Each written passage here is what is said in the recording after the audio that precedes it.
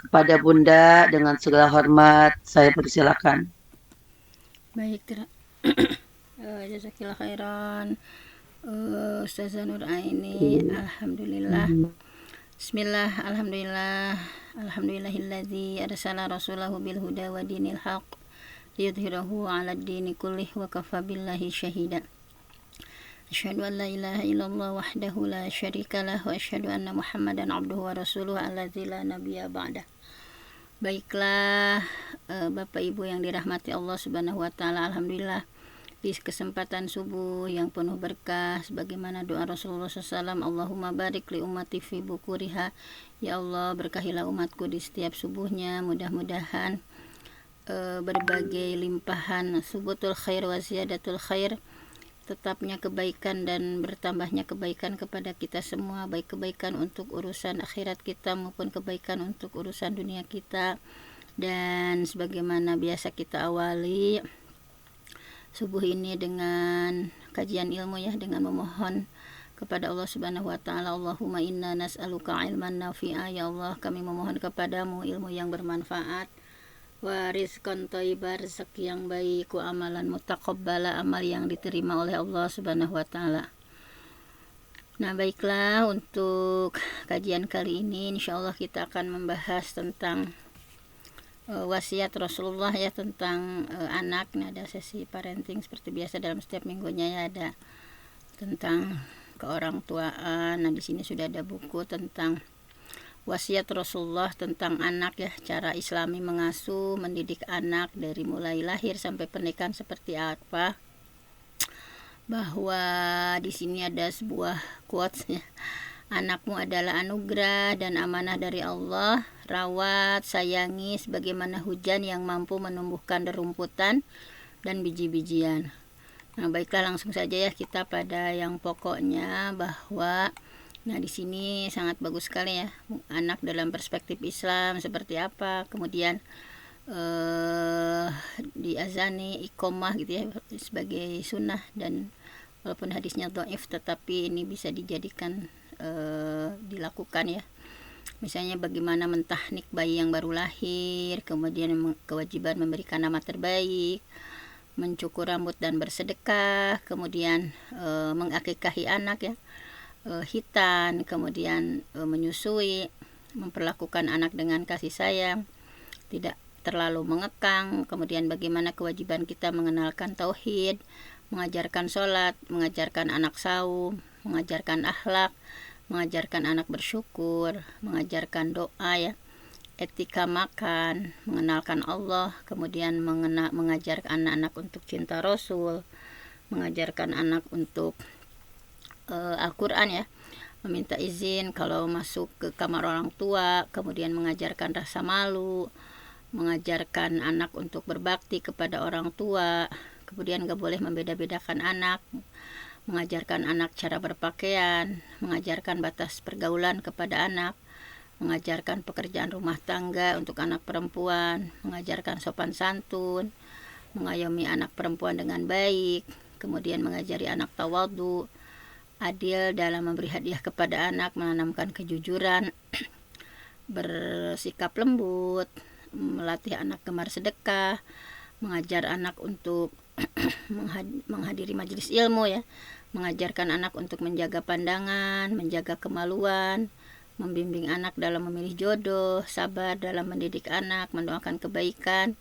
Nah, ini adalah wasiat Rasulullah ya untuk kita semua. Nah, bisa kita lihat dari sesi yang pertama ya, bahwa nanti kan kullukum ra'in wa kullukum mas'ulun an ra'iyatihi, bahwa peran orang tua itu sangat berpengaruh dalam mengasuh dan mendidik anak. Bahwa seorang laki-laki adalah pemimpin dalam keluarga, bertanggung jawab atas kepemimpinannya. Perempuan pemimpin di rumah, bertanggung jawab atas kepemimpinan. Nah, nanti kita akan dipertanggungjawabkan ya, bagaimana kita ya misalnya mendidik anak, apakah sudah melakukan ya sebagaimana yang dicontohkan Rasulullah gitu ya. Nah, di sini ada dari pembukaannya anak dalam perspektif Quran dulu, bahwa Islam menempatkan posisi anak di tempat yang begitu mulia. Nah, di sini posisinya itu diantaranya ada 4 macam ya kalau di buku ini, kedudukan anak dalam hubungannya dengan orang tua. Bahwa anak kita itu sebagai penyejuk hati ya, sumber kebahagiaan. Ini yang senantiasa kita pinta dalam setiap saat ya. Bahwa ya Allah, mudah-mudahan anak itu menjadi qurrata ayun ya, menjadi penyejuk hati bagi orang tua. Nah, Rabbana hablana min azwajina wa dzurriyyatina qurrata ayun waj'alna lil muttaqina imama. Ini yang sering kita baca ya. Ya Tuhan kami, anugerahkan kepada kami, istri kami, keturunan kami, qurrata ayun sebagai penyenang hati kami, sebagai sumber kebahagiaan kami. Waj'alna lil muttaqina imama. Jadikan kami bagi orang yang berimam, pemimpin bagi orang bertakwa.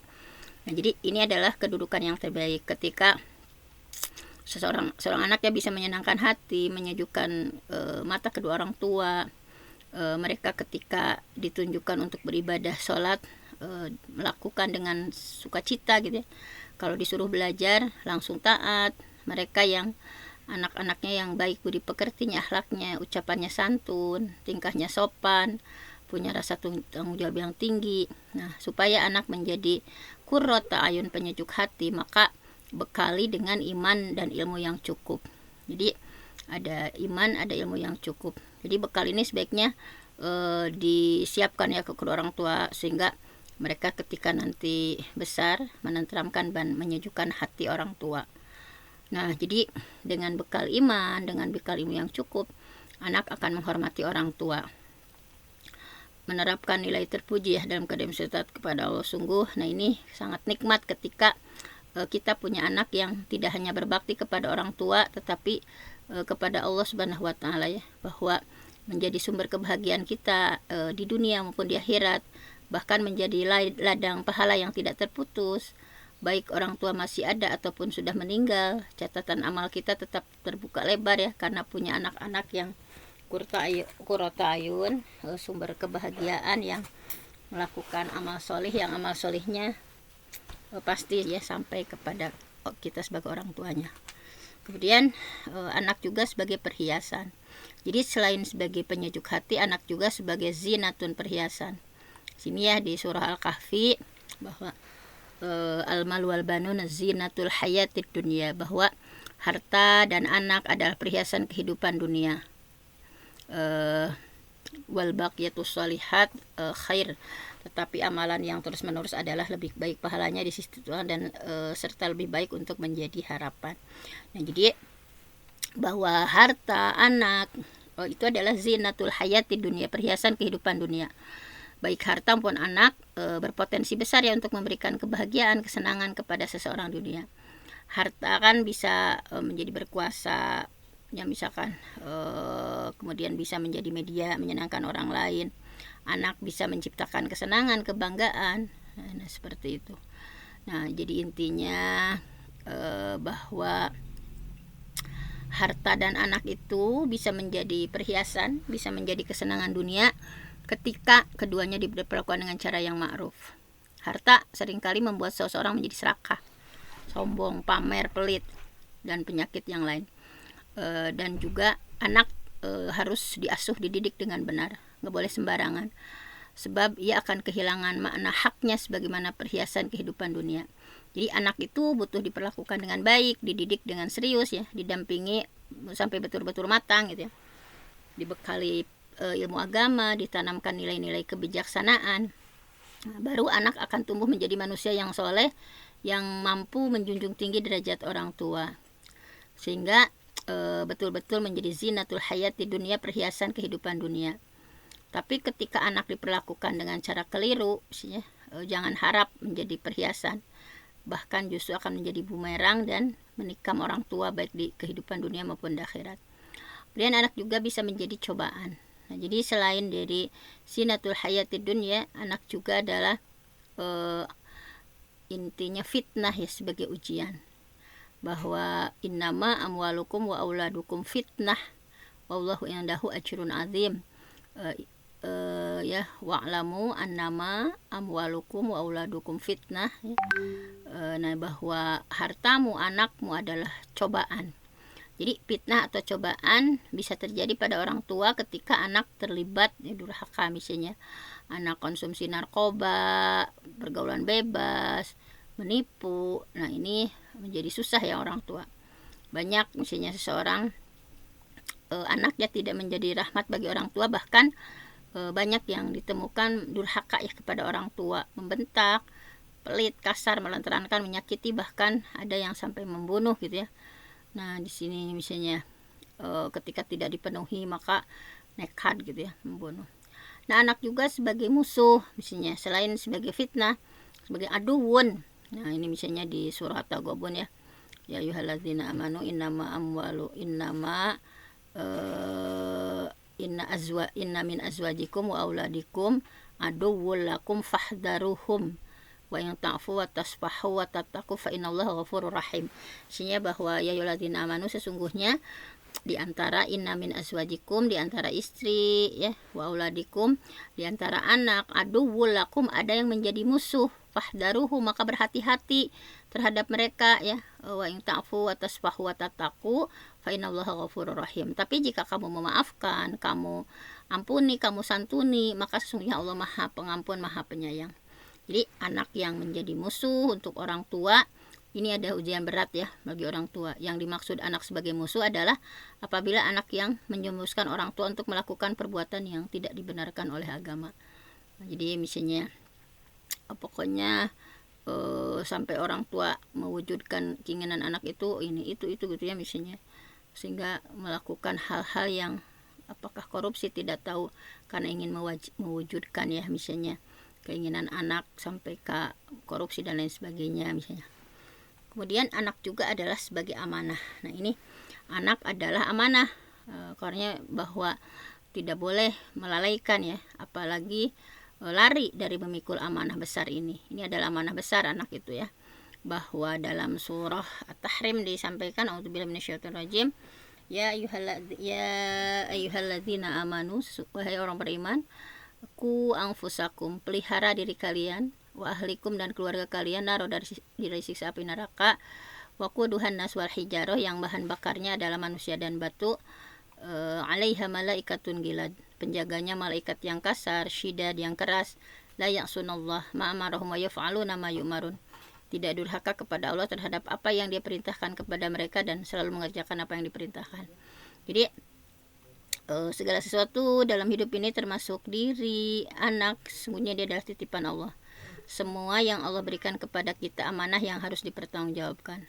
Maka itu anak itu adalah amanah, perlakukan dengan sebaik-baiknya. Sebagai orang tua ya kita harus memberikan pengasuhan yang baik, pengasuhan yang benar. Kita tidak bisa menyelesaikan amanah ini. Maka tidak boleh mengabaikan hak mereka sedikit pun. Nah, jika kita sebagai orang tua mengabaikan kewajiban, maka sama saja kita mengkhianati amanah yang dipercayakan Allah kepada kita. Nah, sungguh menjadi pengkhianat Allah adalah keburukan yang luar biasa.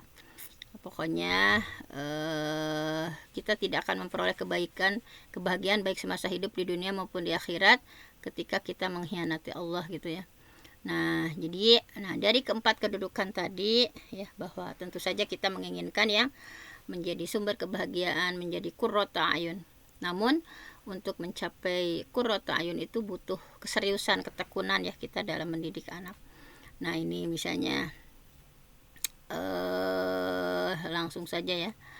Nah, jadi pokoknya mudah-mudahan kita semua diberikan kekuatan, kemudahan ya untuk mengasuh, mendidik anak dan menjadi kelompok qurrata ayun, sumber kebahagiaan ya, penyejuk mata, penyejuk hati, sehingga mereka menjadi anak yang menyejukkan hati, membawa kebahagiaan baik di dunia, di akhirat gitu ya. Nah, seperti itu.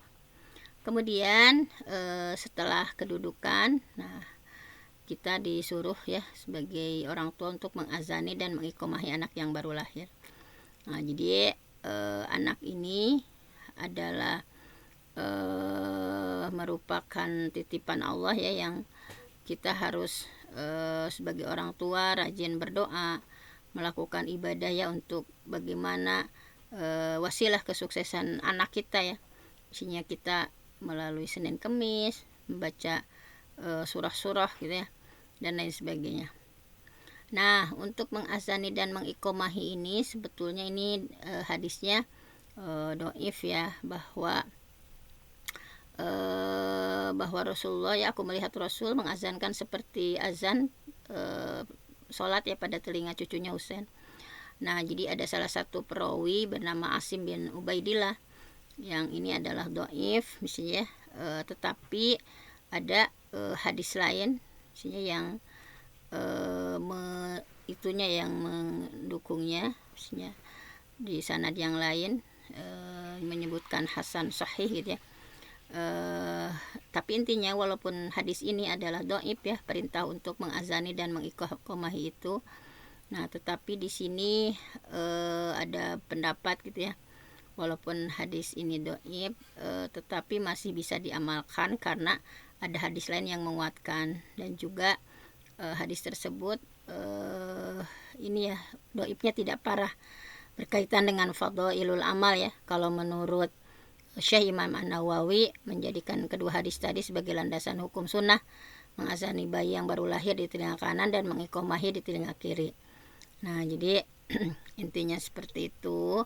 Intinya memperdengarkan azan, iqomah kepada bayi yang baru lahir adalah sebuah kebaikan. Tadi terlepasnya perbedaan pendapat yang ada, misalnya apa. Nah, ini tentang kedoifannya. Tentunya ada hikmah. Yang pertama kali didengar bayi saat keluar rahim itu adalah suara-suara kebaikan, misalnya seperti azan atau iqomah. Nah, seperti itu. Nah, kemudian menahnik bayi yang baru lahir. Nah, di antara petunjuk Rasulullah ketika bayi baru lahir itu ditahnik ya, didoakan keberkahan. Apa itu tahnik dan bagaimana cara pelaksanaan? Nah, ini diantaranya tahnik itu adalah pokoknya proses yang dilakukan dengan mengunyah kurma ya sampai hancur di beuweung pami Sunda ya. Jadi mengunyah kurma sampai hancur, lalu mulut bayi dibuka dengan kurma yang sudah dikunyah tadi diletakkan di langit-langit mulut bayi. Nah, jadi teknik ini bisa dilakukan oleh orang tua bayi atau para ulama setempat. Nah, misalnya ada salah satu teknik ya tentang menahnik dari Abu Musa, ia berkata, anakku lahir, kemudian aku membawa kepada Rasul, kemudian beliau menamakannya Ibrahim dan menahnik mulutnya dengan sebutir kurma, mendoakan supaya mendapatkan berkah, kemudian mengembalikan kepadaku. Nah, seperti itu. Jadi satu butir kurma itu ya, kemudian disimpan di langit-langit.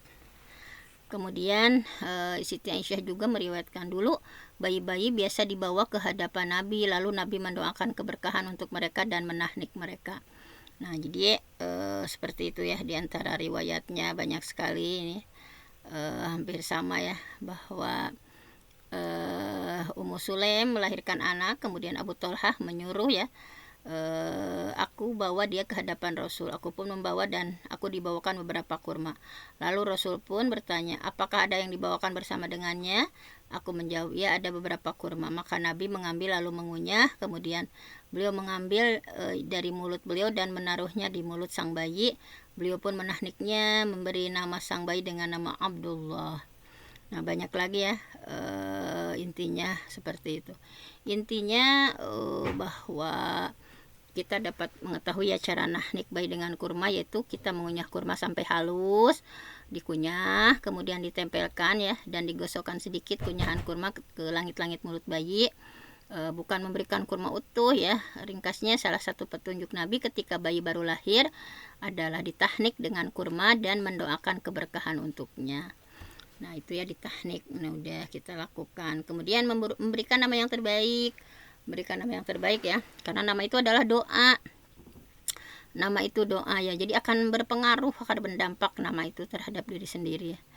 Nah, bahwa penting nama itu ya, karena dapat membawa pengaruh tadi, bahwa orang Arab mengatakan setiap orang akan mendapatkan pengaruh dari nama yang diberikan kepadanya. Jadi akan ada asar bahwa nama yang terbaik itu adalah Abdullah, karena ini menunjukkan penghambaan murni kepada Allah. Begitu juga beberapa hadis Nabi melarang memberi nama yang buruk, misalnya Asiyah, wanita yang suka maksiat, bukan Aisyah ya, bukan Sya dengan Shad. Asiyah, misalnya ngasih nama Asiyah, wanita yang suka bermaksiat ya, Ain Shad, bukan dengan Aisyah, Asiyah. Kemudian dikasih nama Hazan, sedih, dikasih nama Zaham atau sempit. Nah, jadi pokoknya nama itu sangat berpengaruh ya. Bayangkan saja ketika diberikan nama sedih, pasti akan terusan sedih gitu ya, kan mengingat namanya. Nah, itu urgensi yang dalam pemberian nama untuk itu memberikan pengaruh, sehingga orang tua harus tahu ya, misalnya bagaimana. Nah, ini misalnya ada solih, ada talih misalnya. Nah, itu akan sangat berpengaruh. Dari nama ini juga seorang bisa menyebarkan kebaikan misalnya. Nah, kemudian bahwa kapan dikasih nama itu gitu ya. Nah, di sini bahwa dikasih nama itu, nah bisa di sini dari hadisnya ya. Setiap anak tergadaikan dengan akikah, disembelihkan untuknya pada hari ke-7, dicukur rambut, diberi nama. Nah, ini ada hadisnya ya. Di hari ke-7 ini dikasih nama. Bahwa banyak juga ya hadis-hadis yang meriwayatkan misalnya tapi di sini di Tasmiyatul Maulud terdapat dalam sunnah Nabi bahwa ngasih nama itu ada 3 waktu ya. Di hari kelahiran boleh sampai hari ke-3 dari kelahiran, di hari ke-7 dari kelahiran. Di perbedaan ini ada variatif dan dalam hal ini longgar, misalnya silahkan saja ya, mau pas lahir dikasih nama, mau ke-3 hari, mau ke-7 hari gitu ya. Tetapi pemberian nama itu lebih cepat, itu lebih baik ya, lebih bagus memberi nama misalnya pada hari pertama kalau menurut Ibnu Qayyim ya dalam kitab Tuhfatul Maudud. Nah, kemudian dalam kaitannya siapa yang berhak ngasih nama, Ibnu Qayyim rahimahullah menyampaikan bahwa mengenai pemberian nama menjadi hak ayah itu tidak ada perselisihan, jadi hak seorang ayah ngasih nama. Nah, misalnya beliau juga mengatakan bahwa sebagaimana tidak ada perselisihan bahwa ayah yang berhak memberi nama, maka tidak ada perselisihan mengenai masalah anak dipanggil dengan nama ayah bukan dengan nama ibunya ya, sehingga anak tersebut dipanggil dengan Fulan bin Fulan, bukan Fulan bin Fulanah. Nah, di antara ini adalah panggillah mereka dengan memakai nama bapak-bapak mereka. Anak hanya mengikuti ibunya dalam masalah merdeka dan budak ya, sedangkan ia tetap menjadi pengikut ayahnya dalam nasab dan pemberian nama. Banyak sekali dalil yang lainnya bahwa misalnya di sini Rasulullah bersabda, apabila Allah mengumpulkan orang yang terdahulu dan orang yang terakhir di hari kelak ya, di hari kiamat, maka akan dikibarkan bendera bagi setiap pengkhianat. Lalu dikatakan ini adalah bendera Fulan bin Fulan. Ini menunjukkan bahwa seseorang akan dipanggil pada hari kiamat dengan nama bapak Fulan bin Fulan, bukan nama ibu mereka Fulan bin Fulanah, bukan. Nanti di hari akhirat akan seperti itu. Nah, kemudian kitab Azkar ya, Imam Nawawi Asy-Syafi'i rahimahullah menyebutkan bab penjelasan nama yang paling dicintai Allah. Nah, kemudian beliau menyampaikan bahwa sesungguhnya nama kalian yang paling dicintai di sisi Allah adalah Abdullah dan Abdurrahman. Abdullah ya hamba Allah, Abdurrahman hamba Allah yang maha pengasih. Jabir bin Abdullah, seorang laki-laki di antara kami ada yang punya anak, kemudian dia diberi nama Qasim, maka kami berkata, kami tidak menjuluki kamu dengan Abul Qasim dan kami tidak akan memuliakannya. Lalu orang tersebut memberitahu kepada Nabi, maka beliau bersabda, berilah anakmu nama Abdurrahman. Nah, seperti itu. Jadi Abdullah, Abdurrahman punya keunggulan ya. Pertama, nama ini mengandung sifat penghambaan yang khusus gitu ya, kepada Allah ya, bahwa kemudian nama Abdullah mengandung sifat ubudiyah, penghambaan dan ibadah. Kemudian Abdurrahman ada sifat penghambaan. Ar-Rahman itu adalah sifat Rahman yang khusus untuk hamba dan Allah, antara hamba dan Allah. Nah, jadi nama berupa penghambaan yang terdapat dalam Abdullah dan Abdurrahman ya, ini sangat luar biasa sekali misinya, digambarkan di yang lain-lainnya ya. Nah, kemudian tentang nama ini intinya bahwa kalau untuk anak perempuan ya bisa menamai istri Nabi, misalnya Ummahatul Mukminin, misalnya istri Nabi ada Khadijah, Saudah, Aisyah, Hafsah, Zainab, Ummu Salamah, Hindun, Zainab, Juwairiyah, Ummu Habibah, Ramlah, Sofiyah, Maimunah gitu ya. Itu adalah Ummahatul Mukminin. Kemudian nah contohnya ya, sahabat Zubair bin Awam, beliau memiliki punya 9 anak dengan diberikan nama sahabat yang ikut pada perang Badar. Jadi anaknya itu namanya Abdullah, Al-Munzir, Urwah, Hamzah, Ja'far, Mus'ab, Ubaidah, Khalid, Umar. Nah, itu ya contoh-contohnya. Jadi bisa ke nempel ya, misalnya ke anak orang-orang yang solih dan lain sebagainya. Kemudian nah ini kewajiban kita juga mencukur rambut dan bersedekah. Nah, ini ya bahwa di sini misalnya ada salah satu hadis ya yang Nabi jadi misalnya Rasulullah pernah melakukan, bahkan menganjurkan kepada Sayyidah Fatimah ya ketika lahir Hasan. Hal ini tercatat dalam hadis yang sahih. Potonglah rambutnya, sedekahkan dengan al-warik, perak sesuai dengan timbangan rambut. Jadi ada juga Fatimah pernah menimbang rambut Hasan, Husain, Zainab dan Ummu Kalsum, kemudian mengeluarkan sedekah perak sebesar rambut kepada orang-orang miskin. Nah, bahwa intinya setiap bayi itu tergadai dengan akikahnya, murtahanun bi akikotihi ya, kemudian disembelih hewan pada hari ke-7, dicukur rambut dan dikasih nama. Nah, jadi dicukur rambut ya, misalnya tadi, kemudian ditimbang. Nah, setelah ditimbang maka disedekahkan ya, tadi misalnya perak sebesar perak, atau kalau sekarang sebesar emas ya, kemudian kita bagikan kepada orang-orang yang miskin atau yang tidak mampu. Nah, di sini jadi setelah dicukur rambut tadi ya, bersedekah sesuai berat rambut si bayi dengan perak. Tapi ini kalau ada kelapangan ekonomi ya. Kalau tidak enggak bisa. Sebagian kecil ulama ya seperti Imam Ar-Rafi'i memilih menggunakan emas. Mungkin karena perak jarang dipakai oleh orang-orang ya. Nah, jadi disunahkan mencukur rambut bayi, bersedekah dengan perak seberat timbangan rambutnya dan dikasih nama pada hari ke-7. Masih ada ulama yang menerangkan tentang sunnahnya amal ini ya, bersedekah dengan perak. Nah, misalnya diantaranya Ibnu Hajar Al-Asqalani dan lain sebagainya. Kemudian tadi banyak juga ini menguatkan bahwa Rasul menyuruh mencukur rambut Hasan dan Husain, anaknya Ali, pada hari ke-7, kemudian bersedekah dengan perak seberat timbangan rambut Hasan dan Husain. Nah, banyak sekali informasinya ya. Nah, jadi misalnya di sini ada pelajaran bersedekah ya dari rambut bayi yang sudah dicukur gundul. Caranya adalah rambut bayi ditimbang, setelah itu sedekah dengan perak sesuai dengan hasil timbangan tadi, atau boleh pula sedekah dengan uang seharga perak ya, misalnya berat rambut yang sudah digundul itu 1 gram. Berarti sedekahnya itu adalah 1 gram perak, atau boleh pula dengan uang seharga 1 gram tadi. Misalnya 1 gram perak itu segramnya ada 20.000 ya. Misalnya berarti sedekahnya sekian. Sedekah ini diberikan kepada fakir miskin yang membutuhkan. Nah, ini ya tentang kemudian akikah. Nah, ini akikah ya, bahwa tadi Ibnu Qayyim ya dalam Tuhfatul Maudud menyampaikan bahwa akikah itu adalah menyembelih hewan pada hari ke-7 dan mencukur rambut. Hukum sebagian besar ulama menyatakan ini sunnah ya.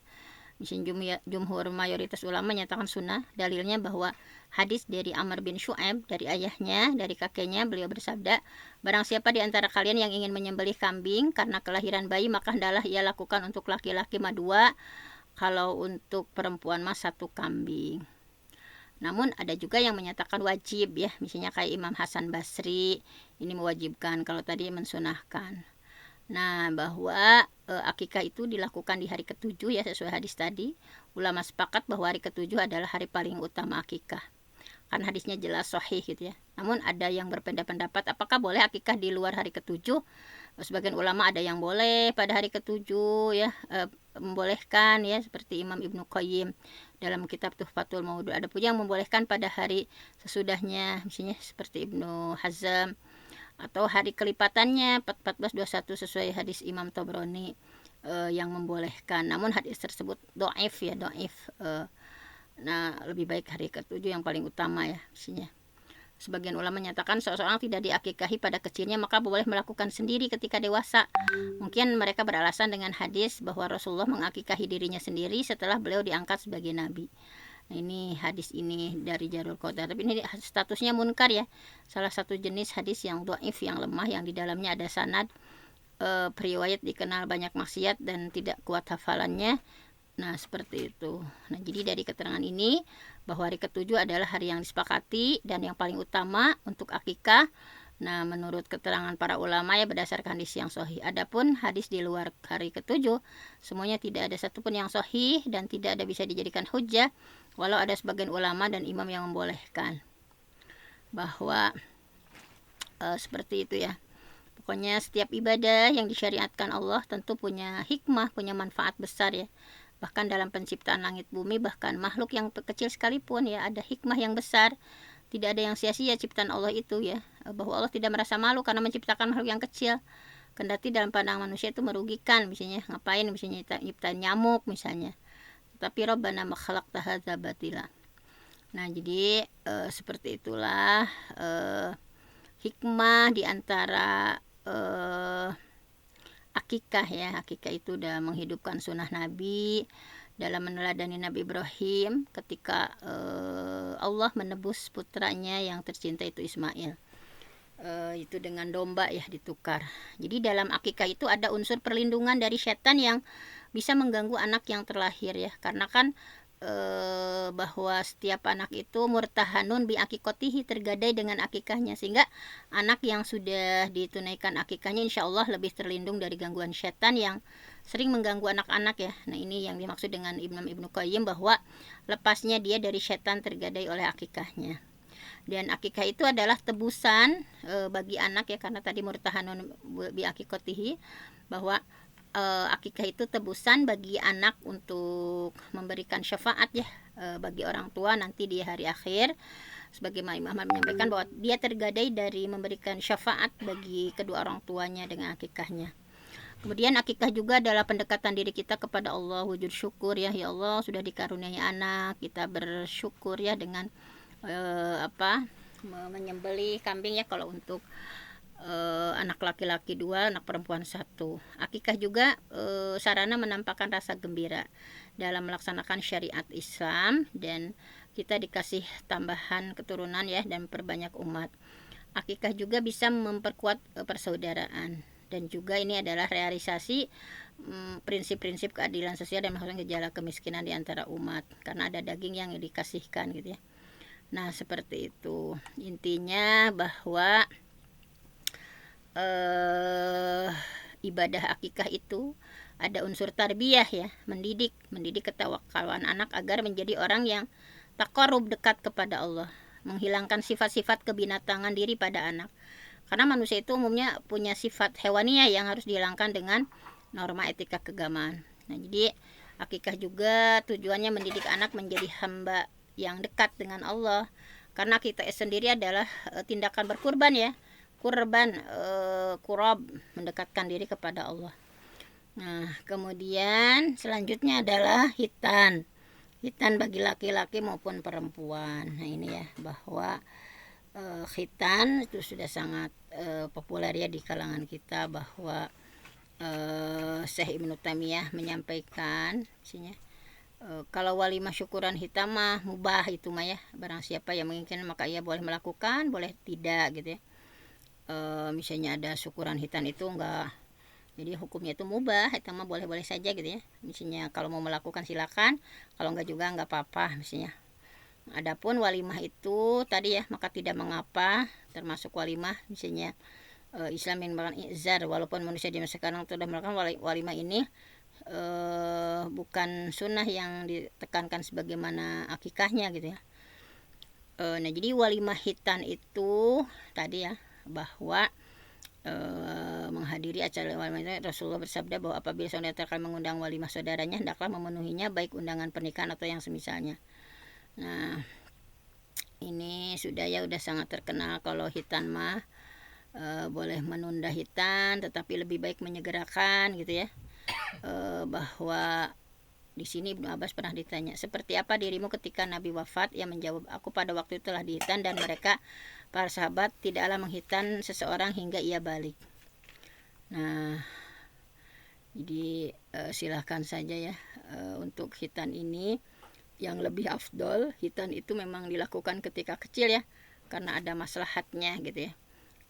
Yang dilakukan saat besar, jadi ada kulit pembungkus penis setelah usia tamyiz akan mengeras dan menebal. Oleh karena itu hitan dilakukan sebelum tamyiz, karena masih lunak gitu ya kulitnya dan mudah dipotong, dan juga karena ketika kecil belum ada hukum aurat maka boleh membuka menyentuh untuk kemaslahatan dan mudah sembuh ya diitukan. Disunahkan agar tidak mengakhirkan hitan dari waktu yang dianjurkan. Adapun batasan waktu wajib adalah usia balik dan taklib, wajib menjalani ibadah. Maka wajib bagi yang belum berhitan supaya bersegera sebelum mencapai usia balik selama tidak ada yang dikhawatirkan padanya. Nah, jadi wajib sesegera mungkin hitan ya jika sudah mencapai usia balik, karena itu adalah waktu wajib. Bahkan Nabi Ibrahim berhitan ketika usia 80 tahun. Nabi bersabda, Ibrahim Khalilur Rahman berhitan setelah berumur 80 tahun. Kemudian menyusui ya, menyusui. Nah, ini bahwa ASI itu adalah terbaik ya untuk anak. Nah, diantaranya dalam pentingnya ya untuk ASI, misalnya diantaranya di surah Al-Baqarah sudah disampaikan ya, wal walidatu yurdi'na auladahunna haulaini kamilaini. Nah, ini bahwa ibu-ibu menyusui anak 2 tahun penuh ya. Nah, di sini sudah digambarkan bahwa Allah nyuruh langsung Allah supaya ibu itu menyusui bayinya gitu ya. Dan tapi misalnya tidak pula dipaksakan jika ibu berhalangan melakukan, misalnya dalam kondisi yang tidak mungkin adanya ibu persusuan atau donasi diizinkan dilakukan jika kedua orang tua rela. Dalam surat Tolak bahwa jika kamu menemui kesulitan ya, maka perempuan lain boleh menyusukan anak untuknya. Jadi karena ASI itu dalam riset ya bahwa banyak sekali kandungan gizinya ya, bahwa pemberian ASI eksklusif bisa meningkatkan IQ, kemampuan intelektual bayi. Selain itu ASI mengandung zat kekebalan supaya terlindung dari virus dan bakteri. Nah, jadi seperti itu ya, mengenai manfaat ASI sangat luar biasa sekali. Nah, memberi ASI bagi sang buah hati membawa pahala bagi ibu. Jadi Rasulullah bersabda, ketika seorang wanita menyusui anaknya, Allah membalas setiap isapan air susu yang diisap anaknya dengan pahala memerdekakan seorang budak dari keturunan Nabi Ismail. Dan ketika wanita itu selesai menyusui anaknya, malaikat pun meletakkan tangannya ke atas sisi wanita berkata, mulailah hidup baru karena Allah telah mengampuni semua dosa-dosamu. Nah, jadi bagi yang menyusui anak, Allah menjanjikan jauh dari siksa neraka. Hal ini dalam hadis riwayat Ibnu Hibban ya. Kemudian malaikat itu mengajakku melanjutkan perjalanan. Tiba-tiba aku melihat beberapa wanita yang payudaranya dicabik ular yang ganas. Aku bertanya, kenapa mereka itu? Malaikat menjawab, mereka adalah para wanita yang tidak mau menyusui anaknya tanpa uzur syar'i. Ya, jadi ASI itu ya mudah didapat untuk daya tahan dan daya tahan terhadap infeksi ya, untuk pertumbuhan gigi. Nah, ada hubungan psikologi antara ibu dan anak yang erat ya, berpengaruh sekali bahwa seorang ibu bisa memberikan air susunya sesuai dengan kebutuhan sang bayi. Jadi dari ujian tadi tidak bisa dipungkiri bahwa ASI adalah karunia dan rezeki dari Allah, tidak ada bandingannya. Kita wajib bersyukur kepada Allah sudah menyiapkan makanan bagi bayi-bayi yang berlahir dan diamanahkan kepada kita semua. Nah, karena sudah jam 6:14 ya, takut pada mau siap-siap ke sekolah masing-masing. Pokoknya itulah ya wasiat Rasulullah, banyak sekali. Kita baru sebagian ya, bagaimana memperlakukan anak dengan kasih sayang dan lain sebagainya. Insya Allah akan kita bahas di sesi berikutnya. Saya mohon ampun sama Allah, yang benar datangnya dari Allah, yang salah dari saya sendiri. Aku qouli hadza wa astaghfirullah li wa lakum. Assalamualaikum warahmatullahi wabarakatuh.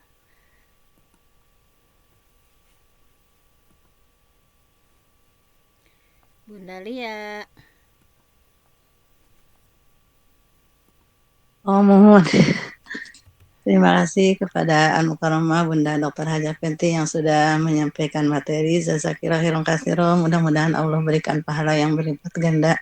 Dan mudah-mudahan apa yang disampaikan menjadi ilmu yang bermanfaat untuk kita semua serta bisa mengamalkannya. Rabbana fa'na bima 'allamtana, Rabbi 'allimna alladzi yanfa'una, Rabbi faqihna wa faqih ahlana wa qurrabati lana fi dinina. Amin ya Allah ya rabbal alamin. Bapak Ibu kajian subuh yang berbahagia, selesai sudah acara kajian di pagi hari ini. Mudah-mudahan Allah mampukan kita mendidik putra-putri kita menjadi anak yang soleh solehah. Amin ya Allah ya rabbal alamin. Kita akhiri kajian ini dengan sama-sama membaca istighfar.